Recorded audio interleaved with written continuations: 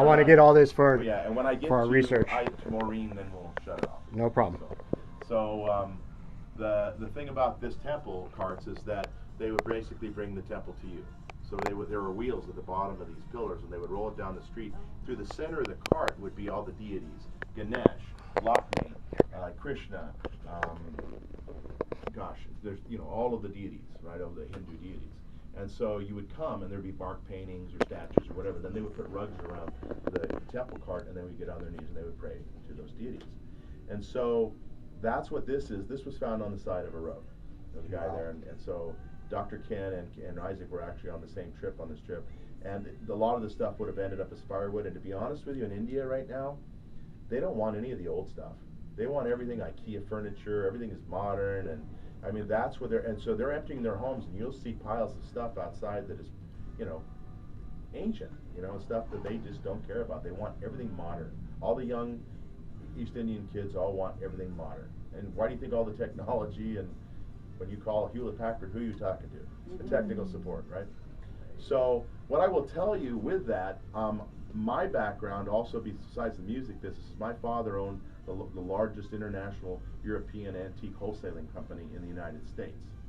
So with what you guys do, I was the biggest skeptic in the world until I had a little experience with 5 friends of mine that all worked for my dad and for this business. And my dad started buying out things out of castles, and he was even buying some things to me were very unholy, witchcraft things and things like that.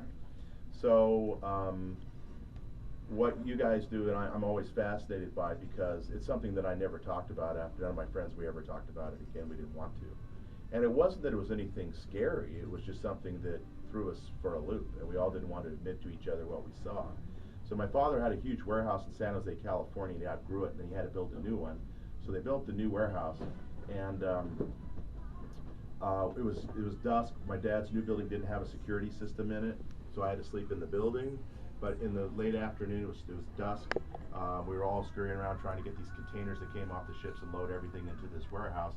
And we weren't going to be able to get to everything, but there was just something about this particular load of things that just didn't quite feel right for me. And I've been looking at dragon heads and all these different things from steeples of ancient, churches, and I mean pumpkin head things. I mean things that from Transylvania and Romania and Hungary and all these places.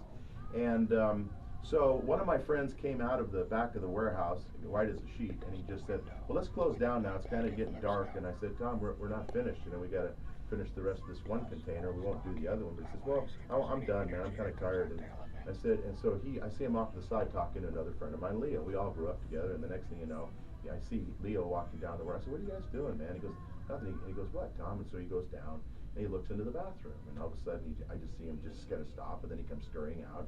And he and Tom go off to the side. He says, "Did you see something, man?" And he says, "You tell me what you saw, and I'll tell you what I saw." And so it was one of those things. And so the next thing I know, I figure they're trying to do a practical joke thing at this point. So my other buddy, Don Harris, my best friend, goes running down to the thing. And he goes, "What, man?" And he goes down there, and all of a sudden he comes back, and I can tell something's not right. So to make a long story short, there were 5 of us total, like actually 6. And what it was an aberration of a boy in like a monk's robe, not like a Grim Reaper thing or anything, but you could actually see all the way down to where the cloak was for the tie, even, with the aberration. And he had a real forlorn face that was very sad. And so what ended up happening was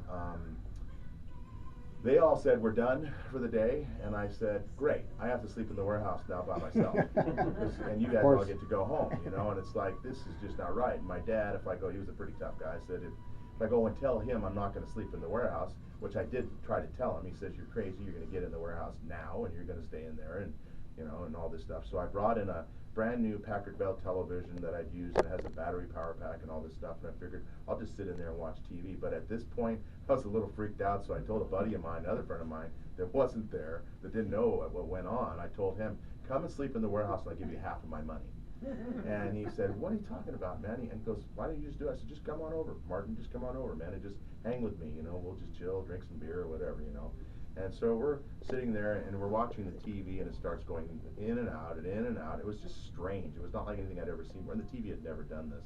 And nothing at this point, I'm not letting it get to me. And we're laying there, and finally we're just kind of ready to crash, and the whole thing just goes into a little dot in the center, and it went out. And so then and it was fully charged. It showed being fully charged. That I just didn't let that get to me. So I woke up in the morning, and the steel bolted doors in the back of the warehouse were wide open, and the sun was just coming up, and I felt the breeze, and that's what woke me up. And the steel bolted doors in the back were open to the warehouse. So I said, Martin, why'd you get up and unlock the doors? Were you hot or something? He goes, I didn't unlock the doors, you know. And so I didn't tell him anything because he would have thought I was out of my mind, you know. He would also killed me knowing that I knew what I knew and I didn't tell him. So what happened and what happened 20 years later after that was interesting. And I didn't talk about it for I think 14 years when I was finally with a friend of mine and his wife, and he looked at me and he says, do you remember? And I knew instantly where he was going, and I said, yes. And I said, but I don't want to talk about it. He goes, well, do you remember? And I said, yeah. And so I never shared it with anybody, nobody. So I got a call from a friend of mine, my best friend, who died of leukemia at the age of 23. I named my son after. And his sister called me. And I had moved away. I was living in Alaska. I was traveling and music and doing all kinds of stuff. And I got a call, and she said, Steve, I need you to come by my house and pick up something that your mom and dad gave to me. And I said, it's an antique. It's a framed picture or something. And I said, well, okay, Sherry, I'll come by to say hello anyways and see your twin daughters. And so I came into the house, and there was a picture leaning against the wall, and she goes, I need to talk to you about something. And I said, what's that? She says, my girls are very freaked out by this picture.